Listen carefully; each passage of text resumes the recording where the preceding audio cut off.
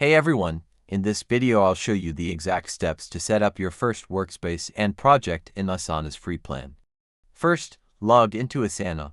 Look on the left sidebar. Click the plus sign next to Teams and Workspaces. Select Create New Team. A window pops up. Name your workspace, like Marketing Team. Click Create. This is your shared team workspace. Now, create a project inside it. Click your workspace name on the sidebar. Then, click the big Create Project button. Choose Blank Project, name your project, like Q for Campaign, click Create, you're inside your empty project. At your first task, click the plus sign in the task list. Type the task name, like Design Ads, and press Enter.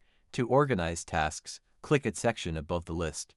Name a section to do, drag tasks into these sections. Now, click on a task to open its details. Add a description and set a due date.